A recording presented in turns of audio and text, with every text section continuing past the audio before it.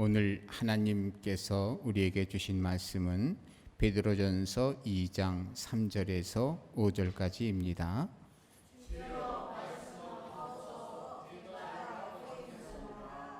너희가 주의 인자하심을 맛보았으면 그리하라. 사람에게는 버림바가 되었으나 하나님께는 택하심을 입은 보배로운 산돌이신 예수께 나아가 너희도 산돌같이 신령한 집으로 세워지고 예수 그리스도로 말미암아 하나님이 기쁘게 받으실 신령한 제사를 드릴 거룩한 제사장이 될지니라. 아멘. 오늘 주께서 우리에게 주신 말씀을 보면 너희가 주의 인자심을 맛보았으면 그리하라 하는 말씀을 하시는 것을 볼 수 있게 됩니다. 너희가 주의 인자심을 맛보았으면, 우리 성도님들 주님의 인자심을 맛보았습니까? 예. 맛보았으면 그리하라 그랬습니다. 그리하라 그러면은 어떻게 하라는 걸까요? 바로 지금 읽은 그 말씀, 우리가 3절부터 읽었는데 1절과 2절에 바로 그 그리하라 하는 내용이 나오고 있어요. 바로 1절과 2절을 보게 되면 거기에 7가지의 요구를 하나님께서 하시는 것을 보게 됩니다. 첫 번째는 그러므로 모든 악독을 버리라. 악독을 버리래요. 악한 것도 악한 건데 독하기까지 하니 이런 악독을 버리래요. 여러분, 우리가 살아가면서 삶이 팍팍해질수록 우리가 나도 모르게 악독해지지 않습니까? 악독해지지 말래요. 여러분, 악독하지 말게 되기를 주님의 이름으로 축복합니다. 두 번째로는 남을 기만하지 말래요. 기만하지 말라. 기만하지 말라. 기만하지 말라는 뜻은 풀어보면 뭐냐면 남을 속여 넘긴다 하는 거예요. 남을 속이는 것은 말이죠, 참 나쁜 거죠. 기분 되게 나쁘잖아요. 남을 기분 나쁘게 하면 안 돼요. 진실이 돼야 해야 되는데 이 속이면서 속이는 그러한 모습을 하지 말라는 거예요.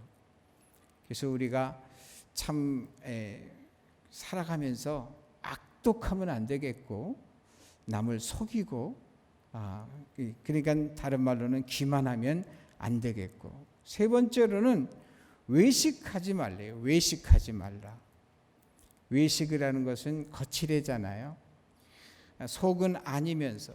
그래서 이 말은 뭐냐면 사실 외식하는 사람들이 겉으로는 잘하는 것처럼 하지 않습니까?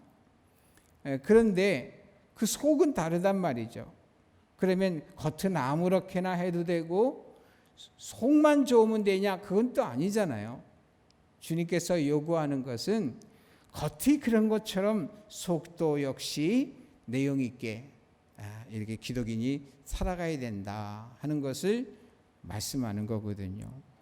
여러분, 항상 그 내실이 있는 그런 삶, 진실함이 있는, 그리고 성결하고 거룩함이 있는 기독인다운 그러한 속사람까지도 그렇게 돼서 겉으로도 역시 그와 같이 살아가는, 그래서 꾸미는 것이 아니고 있는 그대로 보여줌이 많은 사람 앞에 사랑과 존경을 받을 수 있게 되는 그러한 그 라이프 스타일을 가지라는 것을 주님이 말씀하시는 거죠. 네 번째로는 시기하지 말래요. 시기가 뭘까? 우리가 잘 아는 단어 같은데요. 알죠? 시기가 뭔가. 시기하지 마. 이걸 그 단어를 찾아봤더니 샘내서 미워한다는 뜻으로 설명하고 있더라고요. 그게 어렸을 때 많이 듣는 얘기죠. 샘내지 마라는 말인데 이 샘내 가지고 말이죠. 샘내 가지고 미워하고 그래서 해코지하고 이런 것인데 우리가 그래서 시기하지 말아라. 시기하지 말아라. 이 말은 말이죠. 참으로 우리가 어떻게 시기하지 않을 수가 있겠어요. 사촌이 땅을 사면 배가 아프다라는 속담이 있을 정도로 나보다 잘 되는 사람 있으면 말이죠. 괜히 뭐냐면 속이 말이죠. 안 좋은 이런 인간의 본능인데 말이에요. 그런 본능인 것을 우리가 감안한다면 이 말씀은 곧 무슨 말씀이겠어요? 우리 안에 속사람을 바꾸라는 얘기예요. 다시 말해서 뭡니까? 육에 속한 옛사람이 아니라 하나님의 성령을 충만히 받음으로 말미암아 내가 중생하고 거듭난 사람이 돼야 돼. 그렇게 가능한 거니까 중생하고 거듭나라는 요구고, 중생하고 거듭나려면 하나님의 성령의 역사 없이는 불가능하니까 성령을 받으라, 그런 얘기죠. 여러분 시기하지 않을 수 있습니까? 저도 목회 한 10년, 한 20년, 10년, 한 10몇 년 지났는데 나보다 목회를 훨씬 늦게 시작한 친구는 성남에서 아주 잘 나가고 있더라고요. 시골에서 목회하니까 허구한 날 경제적으로 쪼달리고 부흥이 별로 안 되고, 근데 친구 교회는 100명, 200명 이렇게 막 올라가니까 나도 모르게 괜히 내가 저 사람보다 못난 게 뭐가 있지? 이런 마음이 슉 들더라고요. 목사도 그런데 뭐 다른 사람들 뭐 안 그렇겠습니까? 그런데요, 나중에 생각해 보니까 그런 생각이 잘못된 생각이더라고요. 하나님께서 주인이시고 알아서 파송하시고, 또한 이 지역과 그 지역은 다른데 이 지역이 험한 지역인데 험지에 나를 보내셨으니 뭐 결과는 어렵기 마찬가지겠죠. 예를 들어서 사막에 가서 농사를 지으라 그러면 사막에 농사 짓는 것과 옥토에 가서 여주에 와서 농사 짓는 것과 어떻게 비교할 수가 있겠습니까? 환경이 그런 거를. 또 뭐냐면 누군가는 그 맡아서 해야 되는 것을. 이렇게 볼 때 전 세계 어느 곳에 가서 사역하는 그분들이 어떤 모습으로 어떤 형태로 사역하든지 하나님 보시기에는 똑같고, 또 뭡니까? 충성을 다하는 그 모습, 험하지만 충성을 다하는 모습을 더 어여삐 보시겠구나, 하늘나라에 가서는 칭찬받겠구나, 이런 생각을 하니까 위로가 되더라고요. 여러분 정말 그 시기하는 마음이 우리 기독인으로부터, 우리 자신으로부터 싹 없어지게 되고 큰 넓고 큰 마음, 그러한 삶이 되기를 주님의 이름으로 축복합니다. 그 다음에 다섯 번째로는 비방하는 말을 버리라는 거예요. 비방하는 말을 버리라. 남 보지 않는 데서 그 사람 단점 얘기하는 것이 비방하는 거예요. 우리가 비방한다고 달라질 게 뭐가 있습니까? 매스컴을 우리가 이게 듣고 싶지 않고 보고 싶지 않아도 막 들리지 않습니까? 그럴 때 말이죠, 한 마디 두 마디 하고 싶지요. 그래서 하기도 할 거예요. 근데 그거 한다고 우리가 그렇게 얘기한다고 달라진 게 뭐 있습니까? 달라질 게 하나도 없잖아요. 또 달라진 게 없고 오히려 내 입만 더러워졌죠. 우리 기독인들 그런 거 평하지 말아야 될 것 같아요. 그래서 그냥 비방하지 말아라 그래요. 비방하지 마라. 어떤 사람은 비방해도 좋고 어떤 사람은 비방하면 안 된다라고 하는 그런 구분을 안 지고 비방하지 마라 했으니 무조건 비방하지 말아야죠. 비방하는 마음을 내 마음에 품은 이상, 머릿속에 떠오르는 순간 내 영혼이 오히려 더러워진다는 생각을 가지고 아예 그런 거들. 만약에 내가 어떤 이야기를 정당하게 해가지고 그저 바꿀 수 있다, 변할 수 있다, 영향을 줄 수 있다, 그러면 해야죠. 근데 괜히 시잘데기 없이 말만 하는 말뿐인 거, 이거는요 절대로 우리가 이 영양가 없는 것은 하지 말아야 되겠다. 여러분 절대 비방 우리의 입에서 나오지 않게 되기를 주님의 이름으로 축복합니다. 그리고 여섯 번째로는 갓난 아기들 같이라는 표현을 썼어요. 여러분 갓난 아기들 같이. 왜 이런 표현을 썼을까요? 아기가 갓난 아기는요 계산할 줄도 모르고 자기를 낳아주신 분을 100% 믿어요. 그러니까 우리가 갓난 아기 같이 믿는 믿음이라고 하는 것은요 가미가 안 된 거예요. 가미가 안 된 거예요.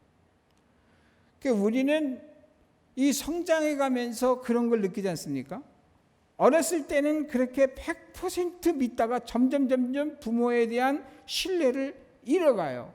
그러면서 뭡니까? 부모가 역시 인간에 지나지 않고 또 연약한 점도 있고 부족한 점도 있고 이런 것들에서 결단코 나를 절대로 보호해 줄 수 있는 위인은 못 된다라는 것을 깨달아가요. 그 다음부터 하는 말은 다 뭐냐니까 입 바른 소리. 부모님 믿습니다. 이거 다 입 바른 소리예요. 왜냐니까 부모님이 하는 말을 갖다가 100% 순종하는 게 아니고 들을 건 듣고 안 듣 건 안 들으니까 그게 입 바른 소리지 뭐예요. 그러니까 믿는다는 건 말뿐이에요. 말뿐이에요. 근데 우리가 인간들 사이에서는 그렇다 쳐요. 근데 하나님 앞에 신앙생활하는 거는 그렇게 하면 안 된다는 거예요. 갓난아기처럼 하라는 거예요. 아기는 어떻습니까? 오줌 싸가지고서 그냥 불쾌하면 울어제치죠. 똥 싸가지고 그러면 울어제치죠. 배고파도 울어제치고 목말라도 울어제치고 갓난아기처럼 하는 것은 있는 그대로 하나님 앞에 그렇게 내놓으라는 거예요. 하나님의 보호하심이 없이는 살 수 없는 게 우리 기독인들이란 그거예요. 갓난아이가 부모님 보호 없이 어떻게 살 수가 있습니까? 갓난아기처럼 하라는 거예요. 여러분 그렇게 합니까? 뭐 문제만 있으면 하나님 어떻게 해요? 어떻게 해요? 하고 발을 동동 구르면서 울어제칩니까? 이거 회복하라는 거예요. 순수한 믿음이라는 것은 진짜 믿음은 있는 상태에서 있는 상태 그대로를 전능하신 하나님 앞에 아뢰는 거예요. 그걸 말씀하시고 뭐냐면 갓난 아기들 같이 그 다음에 7번째로 순전하고 신령한 젖을 사모하라. 순전하고 신령한 젖을 사모하라. 어떤 게 순전하고 신령한 젖이죠? 자기를 낳아주신 엄마 젖이 최고의 젖이에요. 근데 뭡니까? 인간은 점점 커가면서 말이죠. 이제 엄마 젖을 떼게 되고 그리고 나서 뭡니까? 자기 입맛에 맞는 것을 자꾸 그냥 막 땡기는 대로 먹다 보게 되면 그것이 득이 되는 것도 있지만 해를 되는 경우가 참 많이 있지 않습니까? 하나님 앞에 신앙생활할 때 바로 이 말씀하시는 거예요. 가장 적절한 것은요, 가장 우리 몸에 확실하게 100% 좋은 것은 모유인 것처럼 하나님의 말씀의 원액인 성경이 바로 뭡니까? 바로 이 성경이 우리에게는 순전하고 신령한 젖이라 그 말이에요. 세월이 많이 지나면서요, 아무것도 모르고 신앙생활했던 어린 시절이 생각이 나고 목회 초년생이 돼가지고 온 세상에 내가 제일 똑똑한 줄 알고 했던 시절도 지나가고, 이러면 될 줄 알고 저러면 될 줄 알고 좌충우돌하면서 하는 세월도 흘러가면서 목회 이거 시작한 지 30년 가까이 되다 보니까 이제 안 보이던 게 보여요. 뭐가 보이냐니까는 한국 교회의 메시지들이 너무 많은 게 섞여 있다는 거예요. 하나님께서 주신 대로 섞은 것이 아니고 인간들이 많이 섞어서 먹였다 이 말이에요. 그러니까 하나님의 성령의 역사가 제한되고, 그러다 보니까 하나님께서 능력으로 역사하지 않는, 경건의 모양은 있으나 경건의 능력은 부인하는 자들이 되는 거예요. 겉으로는 다 주님을 제대로 섬긴다고 아멘 아멘 하고 그러면서 하지만, 그러나 결정적인 순간이 딱 되면 주님 뜻대로가 아니고 누구 뜻대로? 내 뜻대로. 이게 잘못된 거잖아요. 우리가 초대교회 시절로 이렇게 돌아가 보게 된 말이죠. 그때는 로마의 10대 박해가 시작이 됐어요. 그 10대 박해하는 동안 엄청나게 많은 기독인들이 순교를 당해요.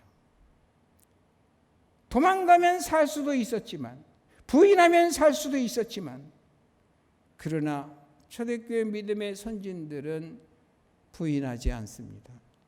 도망가지 않습니다. 그리고 나서는 죽음의 길로 당당하게 나아가는 거예요.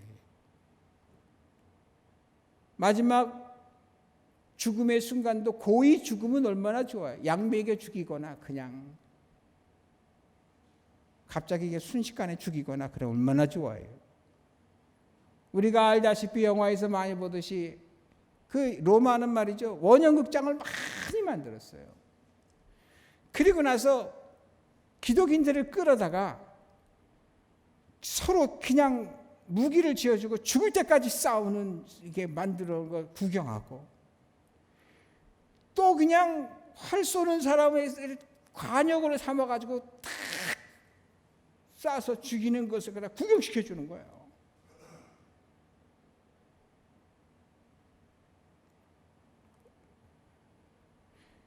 그때 초대교회 성도들은 많은 지식이 없어도 들려주신 하나님 말씀 몇 개를 붙들고요, 찬송하며 하늘을 바라보며 천국이 열리는 걸 보고 천사의 얼굴처럼 해가지고 마지막 숨이 끊어질 때까지 그랬다는 거예요.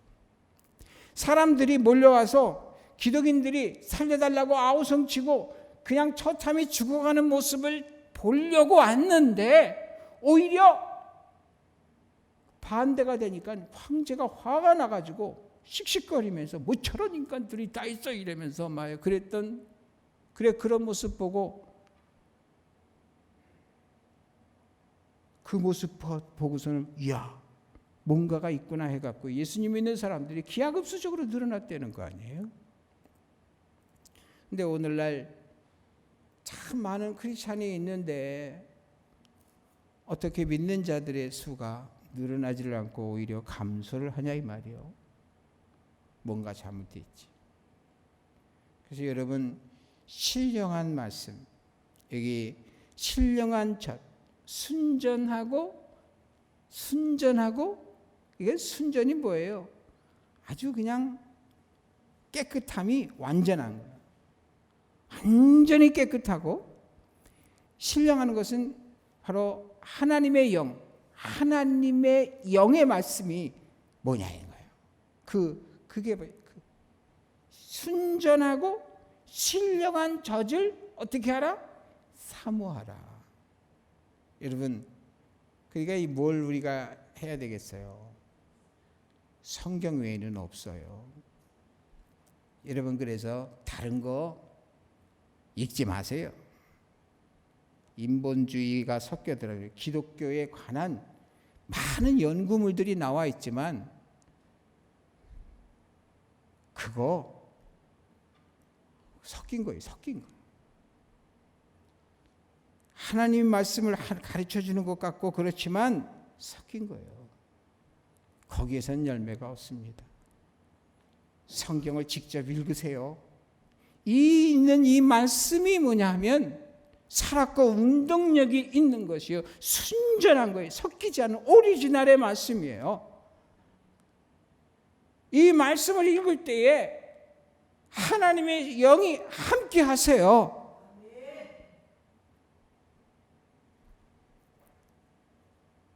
여러분, 편지를 요즘은 우체부가 갖다 줘요. 옛날에는 인편에 편지를 붙였잖아요. 주로 종들한테 시켰죠. 주인이 편지를 아무개한테 갖다 줘라 그랬는데 종이 말이죠, 편지를 네 하고 가다가 편지 봉투를 뜯어가지고서는 뭔 내용인지 보고 이건 이렇게 하시면 안 되는데 그러면서 막 고쳐가지고서 그래가지고서는 그 대상에게 갖다 주면 되겠어요? 안 되겠어요? 성경에도 이 말씀에 더하거나 빼하면 저주가, 하나님의 심판이 임한다고 그랬잖아요. 그런데 우리 안 됐지만 지금까지의 그러한 하나님의 편지를 막 고쳐갖고 지멋대로 그냥 섞어가지고 했다 이 말이에요. 여러분, 그래서 저는 이 학교에서 공부할 때 논문이 뭐냐, 제목이 효과적인 설교 방법론, 이게 제 제목이었어요. 근데 나중에 깨닫고 보니까 다 쓰잘데기 없는 헛소리들 했구나, 그런 생각이 들어요. 왠지 알아요? 하나님은 모든 방법을 다 동원해서 쓰시는 분이에요. 어느 획일적인 방법의 효과가 이게 정해져 있는 게 아니에요. 그렇기 때문에 하나님의 성령에 붙잡히면 그냥 되는 거예요.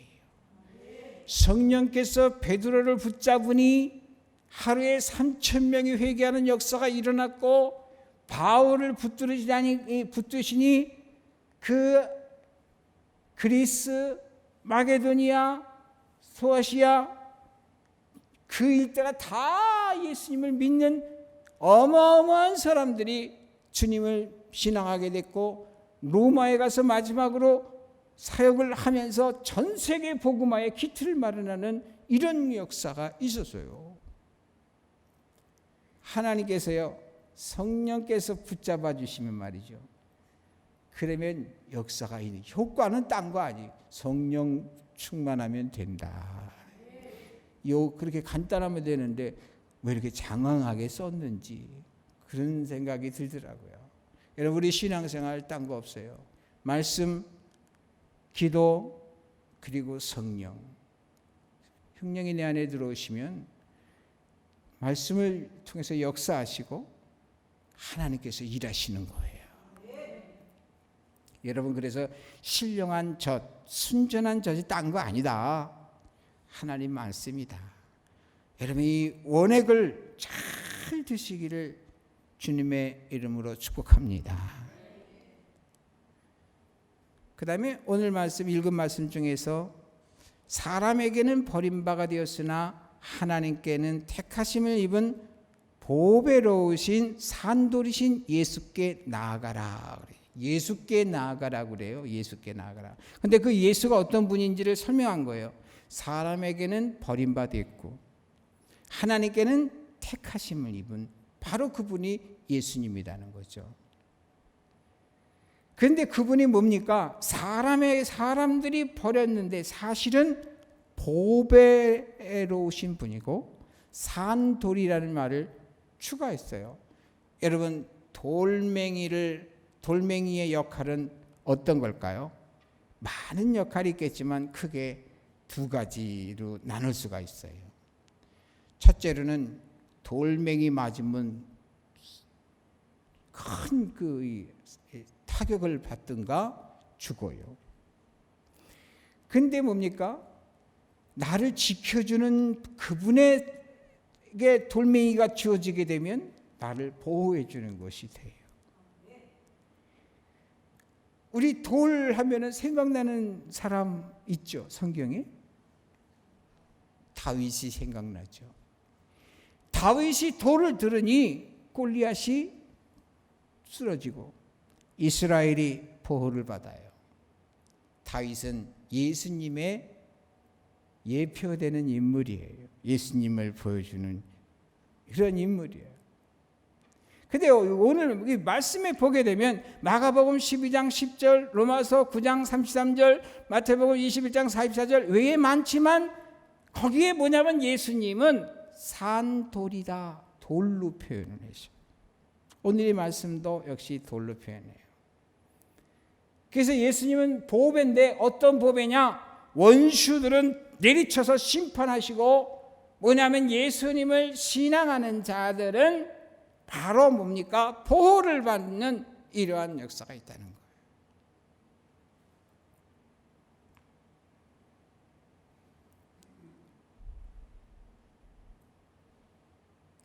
로마서 9장 33절만 읽을게요. 기록된 바 보라 내가 걸림돌과 거치는 바위를 시온에 두노니 그를 믿는 자는 부끄러움을 당하지 아니하리라 함과 같으니라. 여러분, 예수님께서요 산돌이다 하는 것은 바로 우리를 보호해 주시고 심판의 주로 이 땅에 오신다 하는 것을 언급하심이거든요. 그분에게 나아가려는 거예요. 여러분 나오셨죠? 예배당에 나오시고 참 잘하신 거예요. 여러분 하나님께서 은혜와 복으로 함께해 주실 거예요. 세 번째로는 너희도 산돌같이 신령한 집으로 세워지고 신령한 집으로 세워지래요.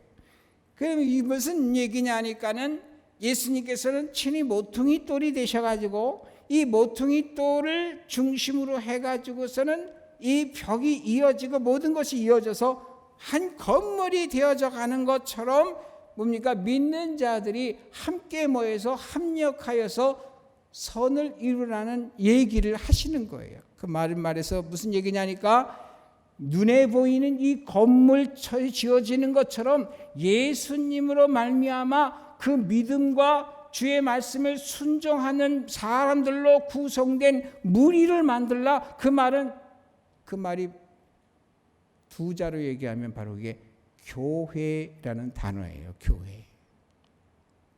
에클레시아라고 하는 언어의 그 뜻은 바로 그런 거예요. 믿는 자들의 모임을 말하는 거예요.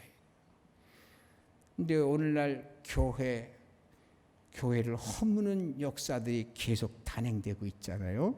여러분 여기에 동의해서는 안 돼요. 그것이 질병이 됐든 그것이 뭐가 됐든 여기에는 순교 정신을 가지고 우리가 대처해야 되는 거예요. 마귀는 대적하라고 그랬지 도망가거나 피하거나 그러지 말라고 그랬어요. 그래서 뭡니까? 정말 우리가 교회를 유지하는 데 있어서 합력해서 선을 이루어야 돼요. 할렐루야. 여러분 우리가 이렇게 이 정도라도 모이니까 현대 교회가 유지가 되는 거예요. 하나님께서 원하시는 거죠. 마지막으로 거룩한 제사장이 될지니라. 여러분 한번 5절 한번 읽어보세요. 너희도 산돌같이 신령한 집으로 세워지고 예수 그리스도로 말미암아 하나님이 기쁘게 받으실 신령한 제사를 드릴 거룩한 제사장이 될지니라. 이 말이 무슨 얘기일까요? 거룩한 제사장이 되래요. 여러분 제사장이라는 것은 구약적인 용어지 않습니까? 근데 그렇다면 예수님께서 지금 그러니까 이 하나님께서 베드로를 통해서 말이죠. 이 제사장이라는 언급을 한 것은 바로 구약의 제사법에 대한 것을 너희들이 생각하면서 내 뜻을 알려고 해라, 그 얘기예요. 그러면 제사장은 어디에서 시무를 하죠? 성전이나 그 이전에는 성막에서부터 제사장이 사역을 하잖아요. 그래서 성막에는 뭐가 있죠?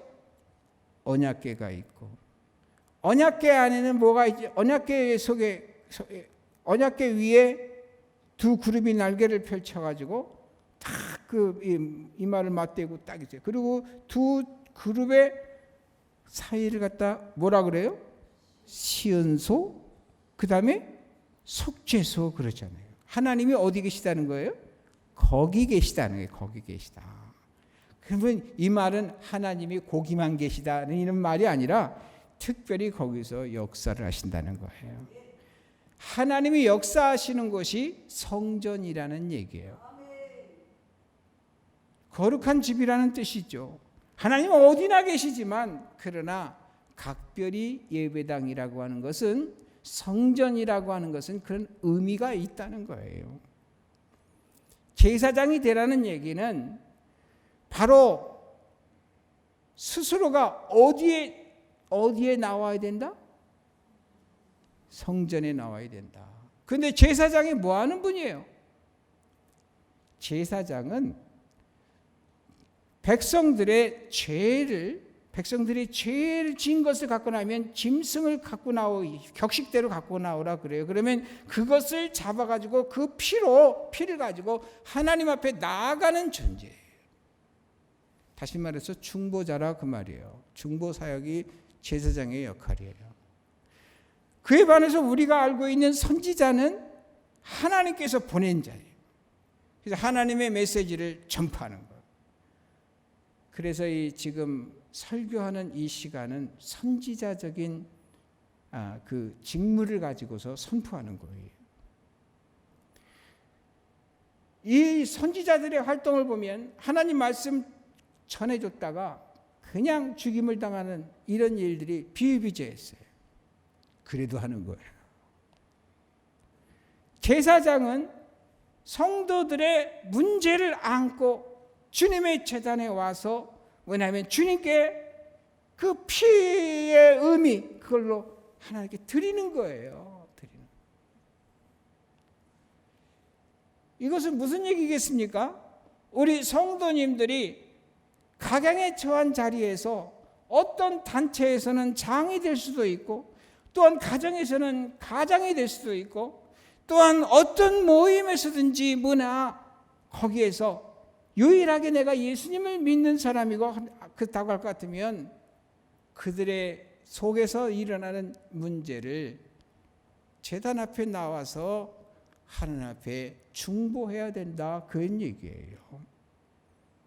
그래서 여러분, 거룩한 제사장이 될지니라. 앞에 거룩이라는 말은 흠이 없는 제사장이 되라. 그래, 흠이 없으려면 어떻게 하냐? 제사장이 어떤 왜 될까를 생각하면 어느 정도는 쉽게 접근할 수 있을 것이고, 그래서 우리가 정말 하나님 앞에 제사장의 삶을 살아야 된다는 걸 기억을 꼭 하시기를 주님의 이름으로 축복합니다. 여러분, 오늘 말씀의 제목의 신령한 집, 거룩한 제사장이 될지니라. 이 교회를 허물라고 하는 이런 역사적인 대흐름에 여러분, 이 세상을 본받지 말라고 한 로마서 12장의 경고를 잊지 말아야 돼요. 하나님이 기뻐하시고 선하시고 온전하신 뜻이 무엇인지 분별하도록 그렇게 해야 돼요. 여러분, 끝까지 남은 자가 되기를 주님의 이름으로 축복합니다. 남은 자가 되는 것은 여러분, 개개주의로 나가게 되면 안 돼요. 왜 그러냐니까요, 단단한 밧줄도 한 방에는 끊을 수 없지만 한 올 한 올 끊다 보면 다 끊어지는 거잖아요. 실 하나는요 금방 끊을 수 있지만 그것이 두세 개 더해지면 끊기가 어렵잖아요. 우리 믿음의 사람들이 다 엮어져 가지고서는 하나의 든든한 밧줄이 되고 여기에 하나님의 영의 역사가 함께일 때 끝까지 가는 거예요. 여러분, 그래서 나뿐만 아니라 나 사랑하는 지인들도 살리고 또한 어두운 세상에 있는 그러한 수많은 필요로 하는 사람들에게 구원의 밧줄이 되어야 되지 않겠어요? 주님 쓰시는 구원의 밧줄이 되어야 되잖아요. 여러분, 그런 말씀을 하시고 계신 거예요. 그래서 첫 번째로 그리하라. 뭘 그리하라 그랬나? 두 번째로는 예수께 나아가라. 세 번째로는 신령한 집으로 세워져라. 네 번째로는 거룩한 제사장이 될지니라. 오늘 이 말씀하신 걸 생각하면서 끝까지 여러분 주님의 쓰시는 도구요 통로요 매개체가 되기를 주님의 이름으로 축복합니다. 기도하겠어요.